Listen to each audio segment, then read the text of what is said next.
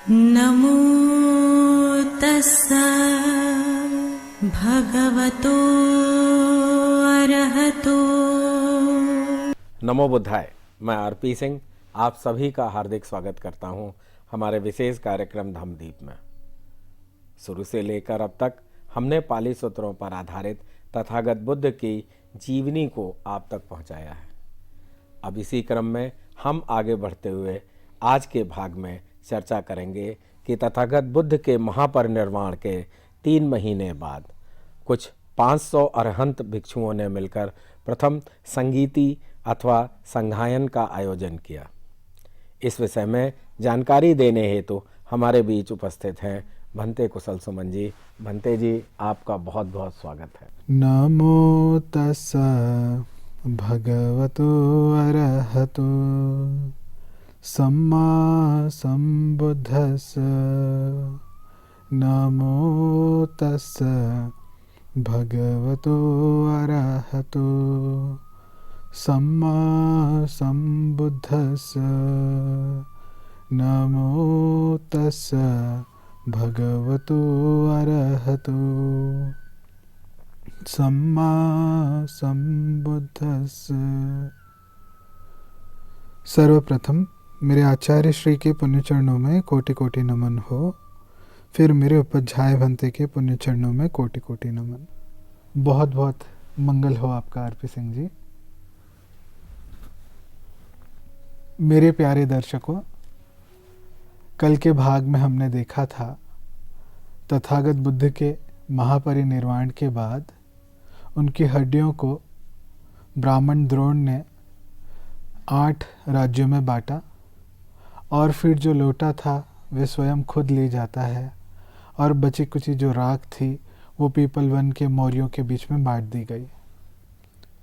और साथ ही हमने कल के एपिसोड में देखा था जब महाकश्यप 500 भिक्षुओं के साथ पावा से कुशीनगर की ओर आ रहे थे तो बीच रास्ते में जब वे आराम करने रुकते हैं तो उसके दौरान उन्हें पता चलता है तथागत बुद्ध के महापरिनिर्वाण के विषय में।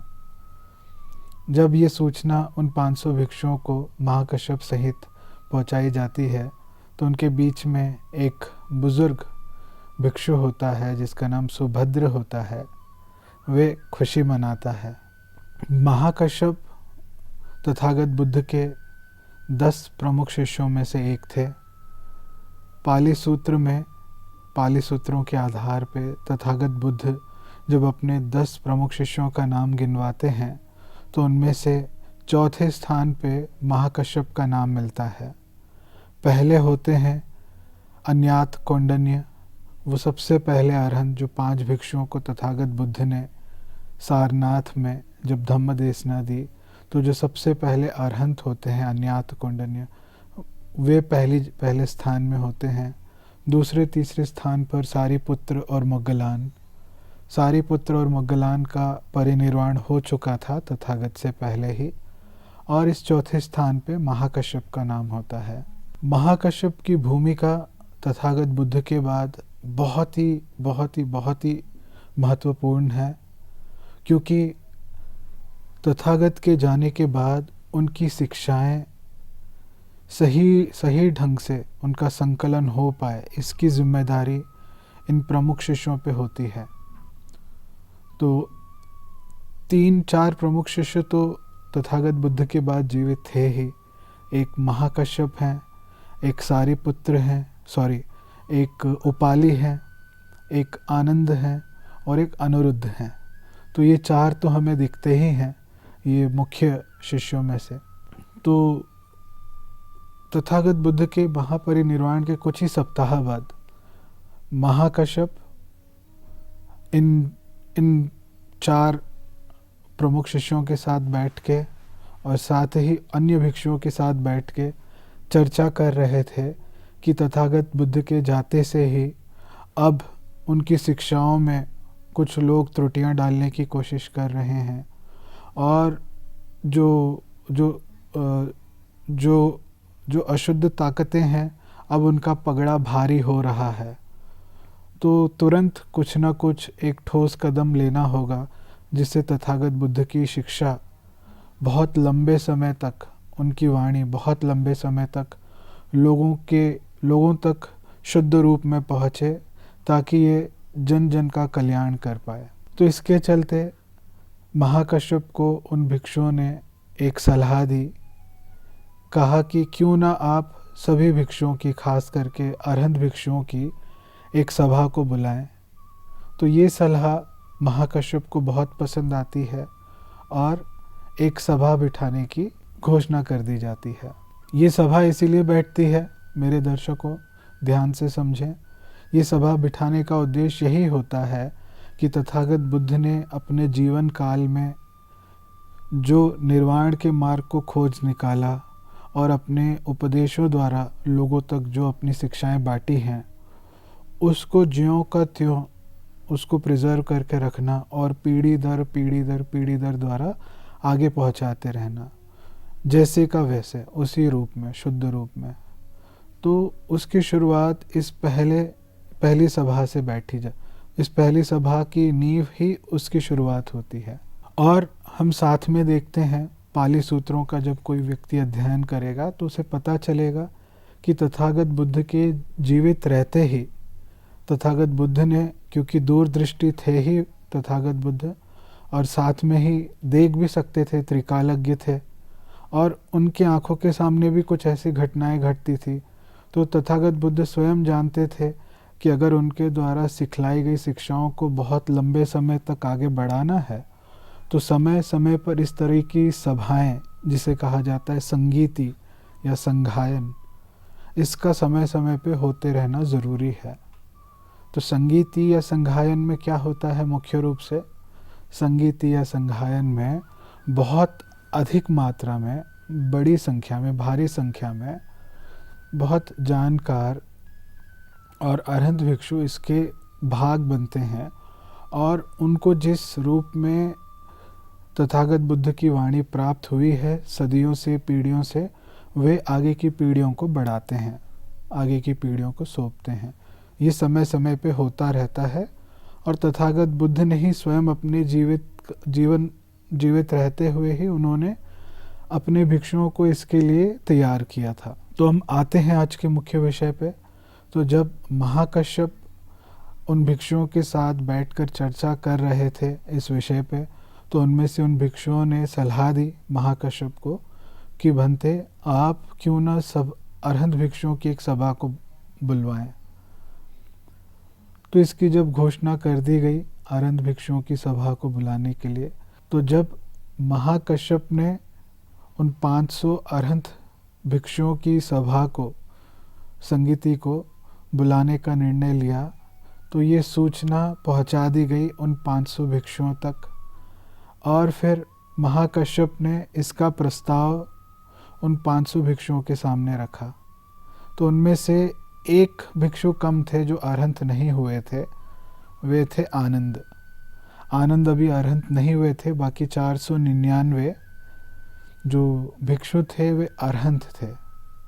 तो उन अरहंत भिक्षुओं ने आनंद का नाम प्रस्ताव के रूप में रखा महाकश्यप के सामने, और कहा, हालांकि आनंद अभी अरहंत नहीं बने हैं, मगर इन्होंने तथागत बुद्ध के पास रह के उनसे कई सारे उपदेश सीखे हैं, और साथ ही ये श्रोतापन भी हैं। श्रोतापन है मतलब अब देर सवेर कभी ना कभी ये तुरंत अरहंत बन सकते हैं।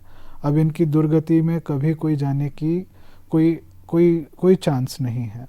तो महाकश्यप ने आनंद के नाम का प्रस्ताव स्वीकार कर लिया, और इस प्रकार से 500 इन भिक्षुओं की सभा को जोड़ लिया गया।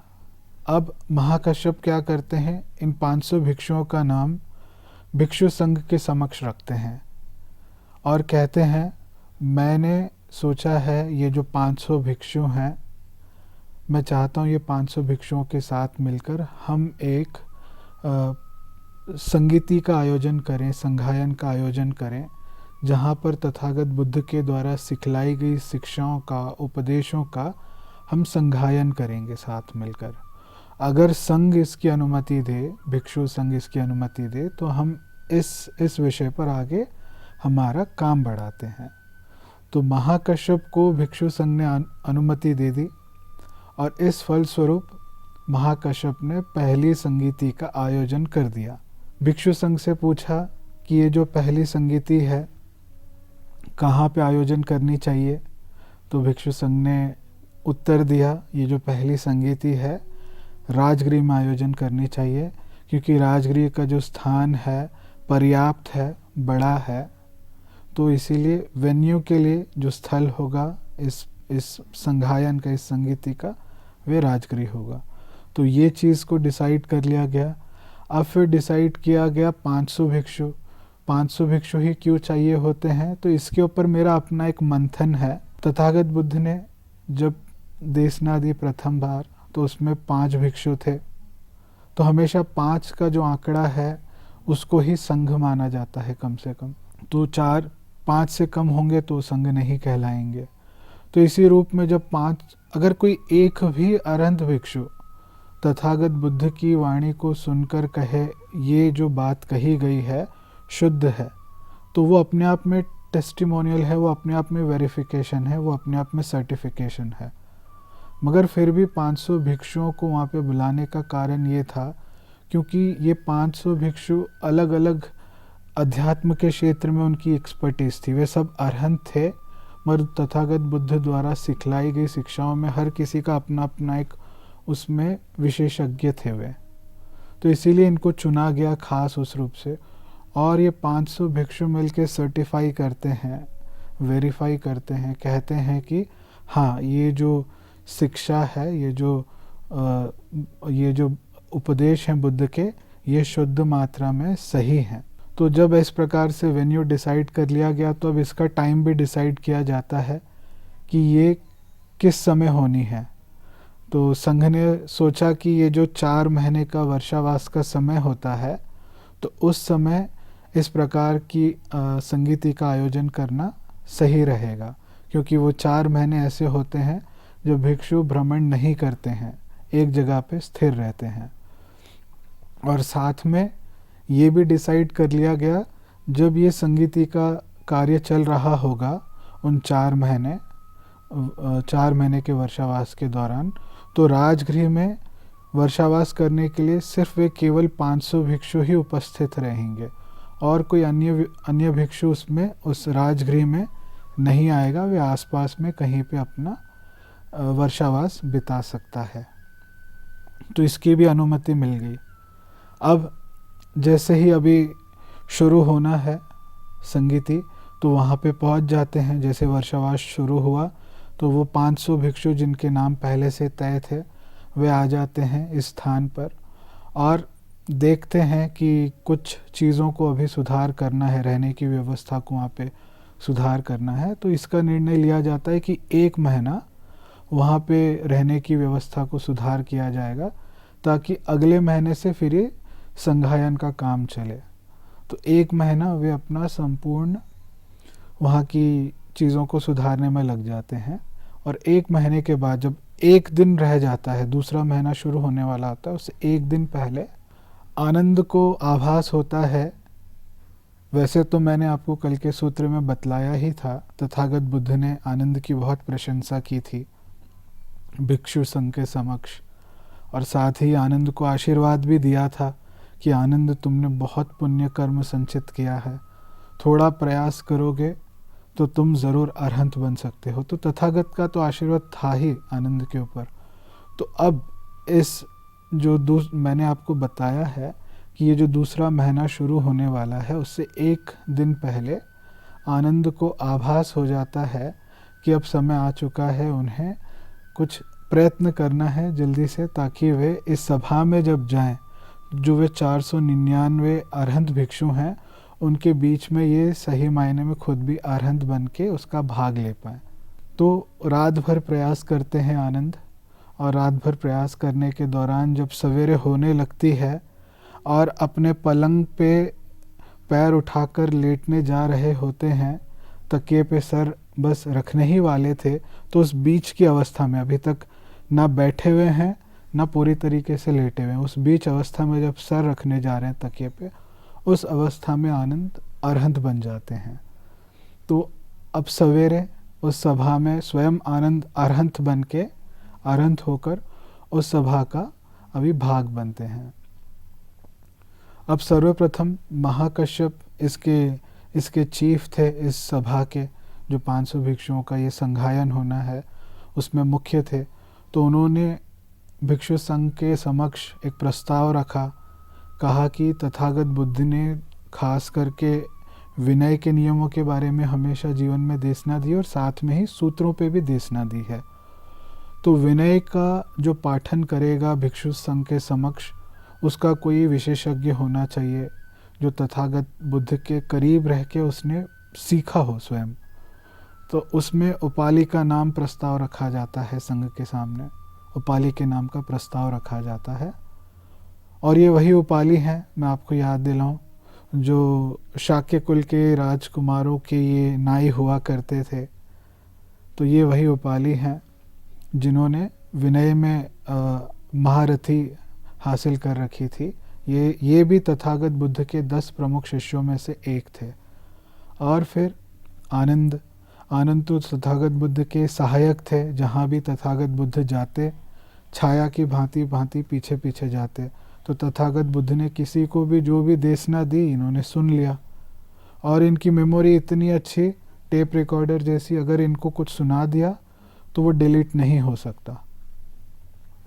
तो अब महाकश्यप ने अब शुरू किया संघायन का असली कार्य, और पहले थेर उपाली को बुलाया और पूछा कि तथागत बुद्ध ने कौन कौन से नियमों को कहाँ पे बोला है, किसे बोला है, किस संदर्भ में बोला था, क्यों ज़रूरत पड़ी इस नियम को लागू करने की। इस प्रकार से करते करते करते हमें जो आज विनय पिटक हम पढ़ते हैं वे थेर उपाली द्वारा वहाँ पे उस सभा में थेर उपाली ने इसका रिसिटेशन किया था, संघायन के समक्ष गायन किया था। और आनंद होते हैं, फिर आनंद को बुलाया जाता है, उपाली के बाद फिर आनंद को बुलाया जाता है।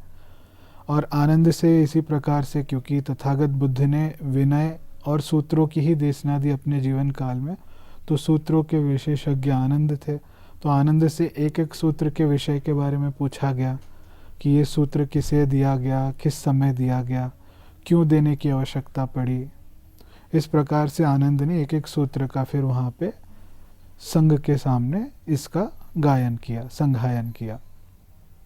अब इसके बाद क्या होता है, जब ये हो जाता है इतना पाठ, तो इस वारदात के बाद आनंद वहाँ पे जो एकत्रित हुए भिक्षु थे उनके समक्ष आनंद ने ऐसे कहा, भिक्षु संघ, आदरणीय भिक्षु संघ, तथागत के महापरिनिर्वाण के पूर्व कुछ समय पहले ही तथागत ने मुझे आदेश दिया था, कहा था कि अगर भिक्षु संघ चाहे तो मेरे जाने बाद, मेरे महापरिनिर्वाण लेने बाद छोटे मोटे नियमों को हटा सकते हैं। तो इस पे लेके अब महाकश्यप उनसे पूछते हैं आनंद से कि क्या तुमने क्लैरिफिकेशन लिया, ये छोटे मोटे नियम किसे माना जाए। तो आनंद कहते हैं नहीं, मैंने तो इस पे कुछ क्लैरिफिकेशन नहीं लिया। अब फिर वहाँ पे जो मौजूदा 500 भिक्षु हैं, अरहंत भिक्षु हैं, सब अपना अपना मत रखते हैं, कोई एक बात कहता है तो कोई दूसरी बात कहता है। तो इस पे कोई एक यूनानिमसली डिसीजन नहीं लिया गया। तो इसीलिए सबकी बात सुन के महाकश्यप ने सबके सामने एक प्रस्ताव रखा, कहा कि क्यों ना हम जो तथागत बुद्ध ने जो हमें विनय के नियम दिए हैं एज इट इज़, उनमें से कुछ नहीं हटाएं, उसको बस एज इट इज़ उसका हम पालन करें, ताकि इससे ये फ़ायदा होगा जो गृहस्थ उपासक हैं उनमें इस बात को लेके श्रद्धा बढ़ेगी। अगर हम ऐसा नहीं करते हैं तो उन्हें ऐसे लगेगा कि जब तक तथागत बुद्ध जीवित थे तब तक इन्होंने तथागत बुद्ध द्वारा सिखलाई विनयों का, नियमों का पालन किया, अब उनके जाने बाद उसका पालन नहीं करते। तो इसीलिए ऐसा करना ठीक रहेगा। तो समस्त भिक्षु संघ जो वहाँ पे मौजूद है वे इस चीज़ की अनुमति देता है और कहता है कि विनय के किसी नियम को हम छेड़ेंगे नहीं, जैसा दिया गया है तथागत बुद्ध द्वारा सिखलाया गया है उसको हूबहू वैसा ही उसका पालन करेंगे।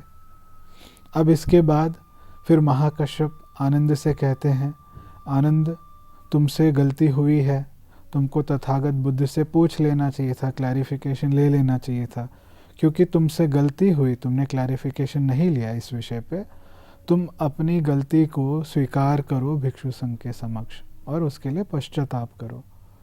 तो आनंद अपनी सफाई देते हुए कहते हैं, आदरणीय भिक्षु संघ, उस समय तथागत बुद्ध का परिनिर्वाण होने वाला था, तो इतना समय नहीं था कि इतना मैं पूछ पाता उनसे, और वो थके हुए थे। तो इस चीज़ को मैं अपनी गलती नहीं देखता हूँ, फिर भी क्योंकि मैं भिक्षु संघ के प्रति श्रद्धा रखता हूँ, तो इसीलिए मैं इसे गलती के रूप में स्वीकार करता हूँ, माफ़ी मांगता हूँ। फिर आनंद से पूछा गया, एक समय की बात है, वर्षावास के दौरान जो एक कपड़ा पहना जाता है, तो तथागत बुद्ध के उस तुम वस्त्र को सी रहे थे, जिसको कैसा जाता है, कहा जाता है वस्त्र साटिक। तो उसको तुमने पैर रखा और पैर रख के तुमने उसको बुना है। तो तुमने तथागत बुद्ध के वस्त्रों को पैर क्यों लगाया? ये भी एक दुष्कृत है, तुम्हें इसके लिए अपनी गलती स्वीकार करनी चाहिए।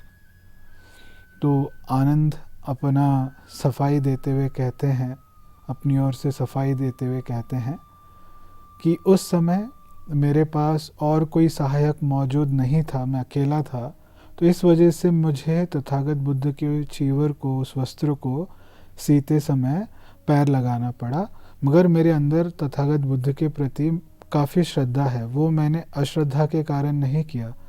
फिर भी भिक्षु संघ मुझसे कह रहा है, तो मैं भिक्षु संघ की भी मर्यादा रखता हूँ, उनके प्रति भी श्रद्धा रखता हूँ, और इसीलिए मैं इस चीज़ के लिए माफ़ी मांगता हूँ।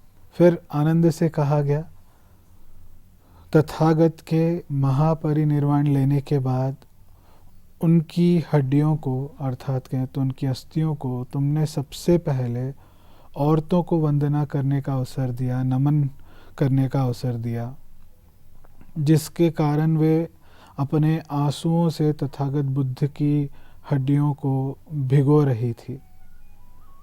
तो ये ठीक नहीं था, इसीलिए तुम्हें अपनी गलती स्वीकार करनी चाहिए। तो आनंद अपनी सफाई देते हुए कहते हैं कि उस समय मुझे ऐसे लगा, अगर उन औरतों को मैं अभी नमन करने का मौका नहीं देता, तो हो सकता है शायद इसका दोबारा उनको मौका नहीं मिलता, इसीलिए मैंने ऐसा किया। फिर भी मैं भिक्षु संघ के प्रति श्रद्धा रखता हूँ, और भिक्षु संघ कहता है तो इसीलिए मैं इसे अपनी गलती समझकर माफ़ी मांगता हूँ। फिर आनंद से पूछा गया कि जब तथागत बुद्ध वैशाली के चापाल चैत्य के आसपास थे, उस समय उन्होंने तुम्हें संकेत दिया, कहा था कि एक बुद्ध चाहे तो, एक बुद्ध में इतनी शक्ति होती है, इतना बल होता है, इतनी रिद्धि शक्ति होती है, वे चाहे तो समस्त युग तक जीवित रह सकता है। इतना सीधा स्पष्ट तुमको संकेत दिया, हिंट दिया, तो तुमने तथागत से विनती क्यों नहीं की कि तथागत आप युग पूरा जीवित रहें? तो इसीलिए ये तुम्हारी गलती है और तुम इसे स्वीकार करो। तो आनंद कहते हैं, उस समय मैं मार के प्रभाव में था, मार के प्रभाव में रहने के कारण मैं इस चीज़ को नहीं समझ पाया था, मैं इसे अपनी गलती नहीं मानता, फिर भी मुझे भिक्षु संघ के प्रति बहुत श्रद्धा है, इसीलिए मैं इस चीज़ की गलती स्वीकार करता हूँ।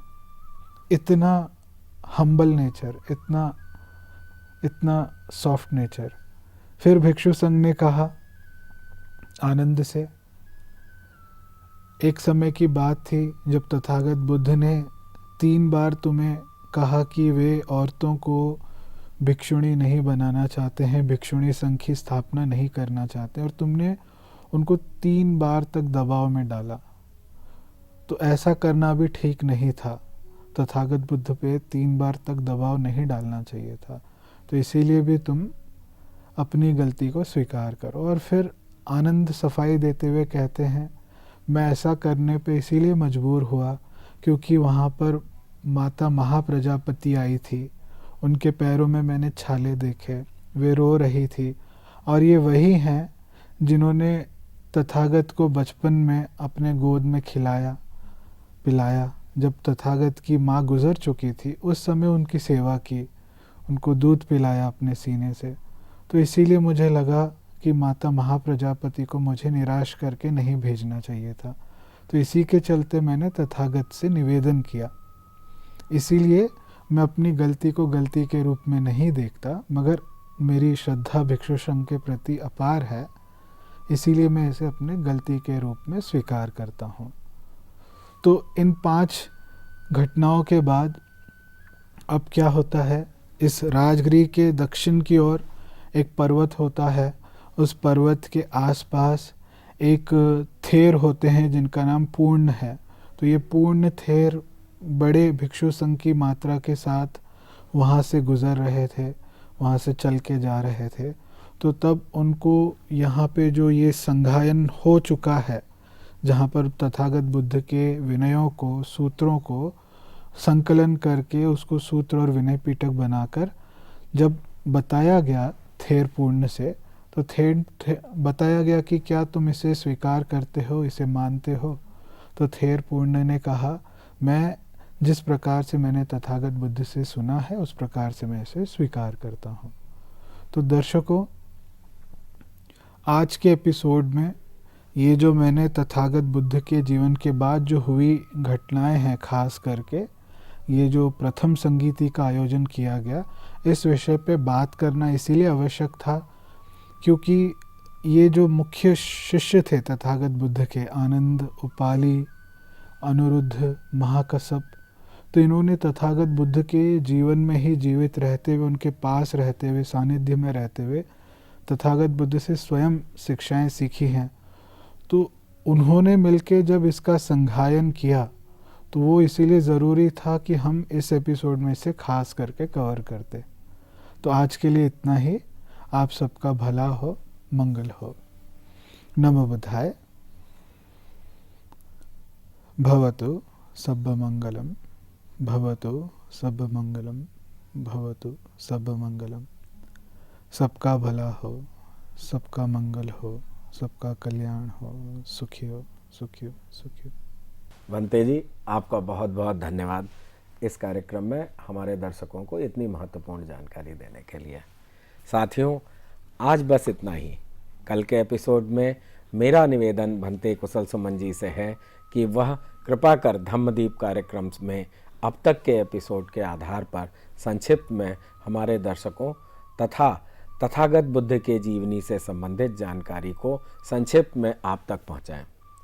अब मैं एक बार फिर भंते जी का आभार व्यक्त करता हूं। आज के इस विशेष प्रोग्राम में बस इतना ही।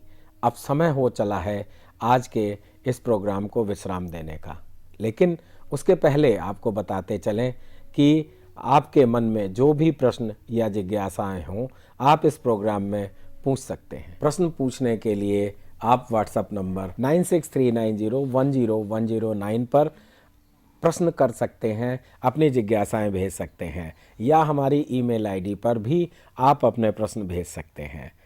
दर्शकों, आपकी जिज्ञासाओं को आने वाले एपिसोड में ज़रूर शांत किया जाएगा, क्योंकि ये जो पिछले कई एपिसोड थे यह हमारे काफ़ी इमोशनल एपिसोड थे और उसमें हम किसी भी तरह से अलग कोई बात करना उचित नहीं समझते थे। लेकिन आप अपने प्रश्न भेजते रहिए, अपनी जिज्ञासाएं भेजते रहिए। आपको यह विश्वास दिलाते हैं कि आगे आने वाले एपिसोड में आपके प्रश्नों को हम पूरी तरह से आपकी जिज्ञासाओं को शांत करेंगे। तब तक मैं आरपी सिंह आपसे और भंते कुशल सुमन जी के साथ यह विदा लेते हैं। नमो बुद्धाय। नमो तस्सा भगवतो अरहतो